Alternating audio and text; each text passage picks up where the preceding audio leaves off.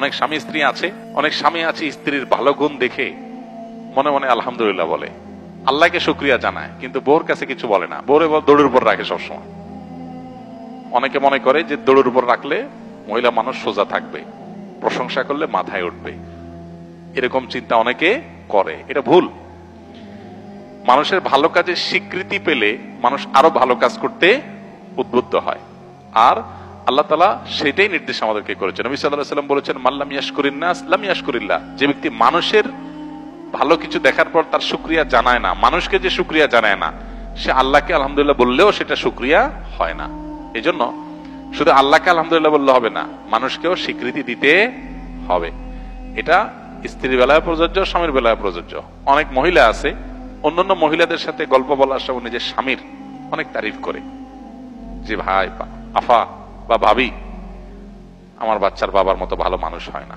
আর আমি মুখ দিয়ে বলার আগে সব হাজির করে, বাইরে আরেকজনের কাছে চাপাবাজি করতে বেশ ভালোই লাগে, কিন্তু স্বামীরে সবসময় দৌড়ের উপর রাখবে, তার সামনে তার কোনো স্বীকৃতি দিবে না।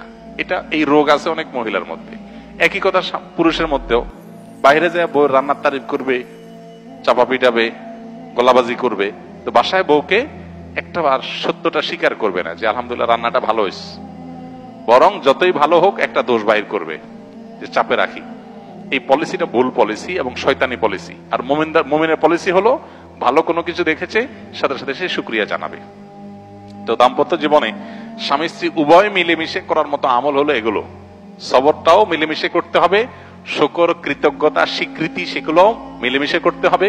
সন্তান লালন পালনের ক্ষেত্রে আল্লাহর ভয় তাদের মধ্যে জাগ্রত করা, তাদের মধ্যে ঈমানের বীজ বপন করা, তাদেরকে দ্বীন এবং তাকওয়ার উপরে গড়ে তোলা, এগুলোর জন্য স্বামী স্ত্রী উভয়ে সমান্তরাল ভাবে কাজ করতে হবে, উভয়ে মিলেমিশে আমলটা করতে হবে। কথা বুঝে আসছে? আল্লাহ তাআলা আমাদের সবাইকে আমাদের দায়িত্বগুলো যথাযথভাবে পালন করার তৌফিক দান করুন। একটা আমল আছে, এটার বিনিময়ে আল্লাহ তাআলা হিসেব ছাড়া দিবেন, বিনা হিসাবে দিবেন, ব্ল্যাঙ্ক চেকের মতো। সেটা হলো সবর। আল্লাহ তাআলা বলেছেন, ইন্নামা ইউওয়াফাস সাবিরুনা আজরাহুম বিগাইরি হিসাব। নিশ্চয়ই ধৈর্যশীলদের বিনিময় দেওয়া হবে হিসেব ছাড়া। এজন্য ধৈর্যশীল হিসেবে যদি আমরা নিজেদেরকে এস্টাবলিশ করতে পারি, সবর করতে পারি, সবকিছু যদি মন মতো হয়ে যায় তাহলে তার সবরের ব্যাপার নাই। আমাদের দেখা যায় অনেকেই নিজের মনের বিরুদ্ধে একটা জিনিস হলো, একটা চাইলাম হইলো না, একটা কথা বললাম হলো না, তখনই মেজাজটা গরম হয়ে যায়। এটাই হলো সবরের সময়, টাইম, যে আমার মন মতো হয় নাই, আমার চাওয়া মতো হয় নাই, আমার খুশি মতো হয় নাই। এটাই হলো সবরের টাইম। ইটস টাইম ফর সবর। অতএব এই টাইমে কি করতে হবে? ধৈর্যের চেষ্টা করতে হবে। অনেক সময় অনেক মানুষ আছে দেখবেন খুব ভালো মানুষ, কিন্তু যখনই তার মনের বিরুদ্ধে কিছু হয়, চাওয়ার বিরুদ্ধে কিছু হয়, তার কথা বিরুদ্ধে কিছু হয়, বলে গেছে একটা হইলো আরেকটা, চাইলো একটা হইলো আরেকটা, তখনই তার মাথা গরম হয়ে যায়। এর নাম বেসবর, এর নাম অধৈর্যশীল।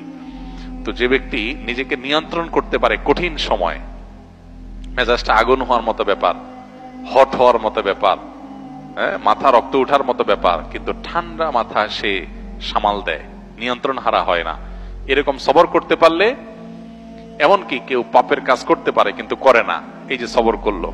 ভালো কাজ করতে কষ্ট হয় তারপরও সে করলো, এই যে সবর করলো। তিন প্রকার সবর: ভালো কাজ করতে গিয়ে সবর, মন্দ কাজ ছাড়তে গিয়ে সবর। ছাড়াটা কঠিন কাজ না, সবর করতে হয়। সবাই চায়, সবাই করে, কিন্তু একজন করে না, সে সবর করে। আর বিপদে, মনের বিরুদ্ধে কিছু হলে, কষ্টে সবর। এই সবরগুলো যারা করে আল্লাহ তাআলা তাদের যে বিনিময়টা দিবেন কিয়ামতের ময়দানে, এটা হিসেব টিসাব করে দিবেন না, বিনা হিসাবে দিবেন।